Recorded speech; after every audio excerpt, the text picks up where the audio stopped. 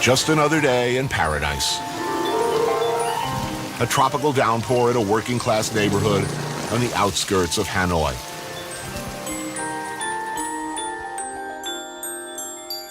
The lady selling vegetables and gum and cigarettes, taking a nap under a piece of corrugated tin, has no idea what's about to happen. Turn around for me, sir.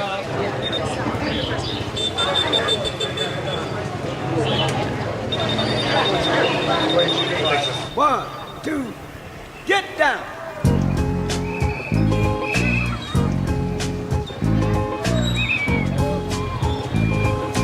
Paid the cost to be the boss. Look at me.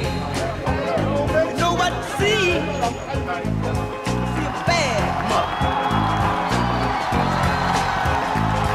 Look at me. You know what to see. See a bad mother. Good to see you. Paid the cost to be the boss. Mr. President, how do you like in Vietnam? Love it. Markets like these I grew up with when I was a kid in Jakarta. These were basically the only markets available. You know, you would buy pretty much everything in stalls like this. Yeah, I wouldn't mind going in there and haggling and seeing what I could find. This country, when I first arrived here, it smelled like a place that I would like. Certain countries just pheromonically, they just smell good, and I know where they're going to be good. You kind of smell that? You know, there's certain spices that you can smell in certain countries that you just don't smell back home. Now, you know, there's some smells that aren't as appealing as well. But that's part of the mix.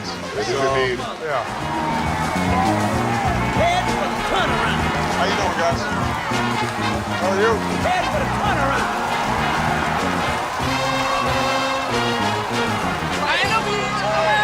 Told you so.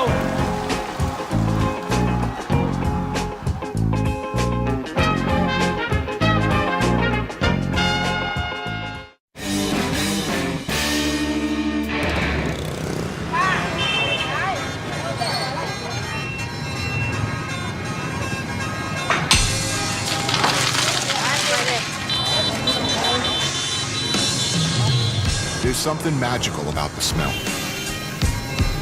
The minute you touch down here, it grabs you, it captivates you, and chances are, it holds you forever. I'm not the first to feel this way.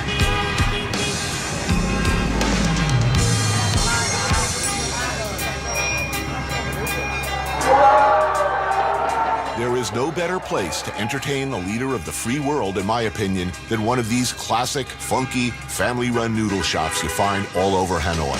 Dinner and a beer cost about $6. I'm guessing the president doesn't get a lot of state dinners like this.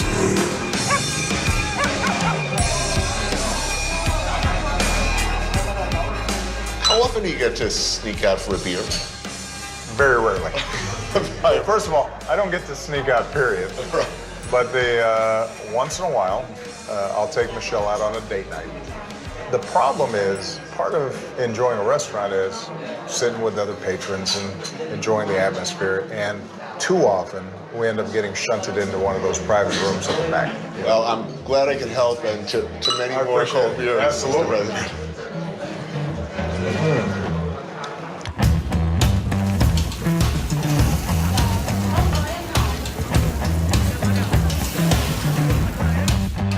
All right, you're gonna have to.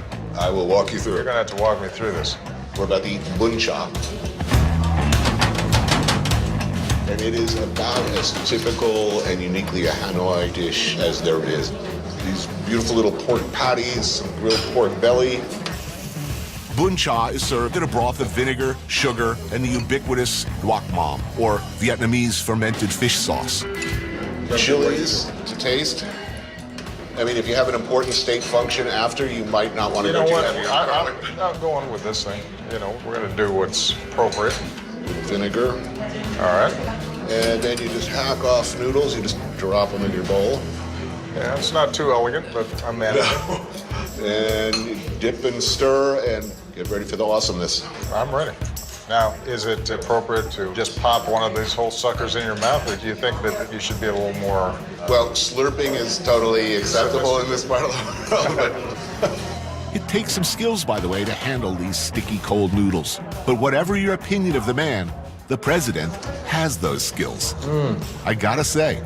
This is killer. This is outstanding. So good to hear. It's really good. And we share, apparently, a sentimentality about Asian street food and Southeast Asia in general. One of my favorite meals of all time. There's an area between Jakarta and Bandung, another city in Indonesia, called Puncak, and it's up through the mountains. So you'd have these roadside restaurants overlooking the tea fields.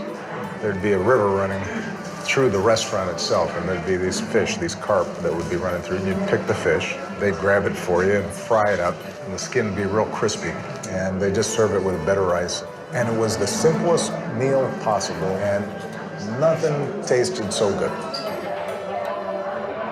Now, as a Chicagoan, trickier question fraught with peril. Is ketchup on a hot dog ever acceptable? No. No, I mean that. That's one of those things like, well, let me put it this way. It's not acceptable past the age of 8. My daughter's 8, and she put ketchup on eggs the other day, and I didn't know what good parenting called for at this point. An intervention. I think so. I think you just got to say, you know what, that's not acceptable. I'm sorry.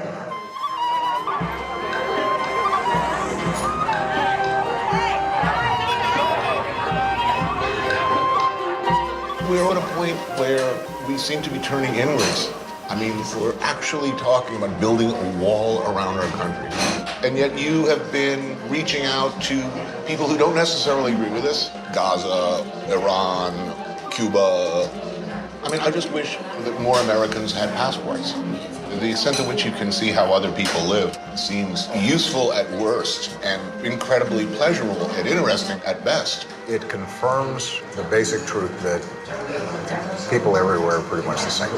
The same hopes and dreams. And when you come to a place like Vietnam and you see former American Vietnam vets coming back, when you see somebody like a John Kerry or a John McCain, two very different people politically and temperamentally, but who were able to bond in their experience of meeting with their former adversaries. And you don't make peace with your friends.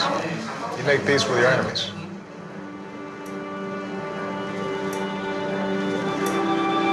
As the father of a young girl, is it all going to be okay?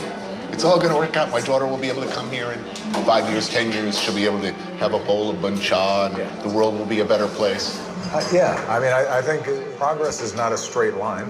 You know, there are going to be moments at any given part of the world where things are terrible.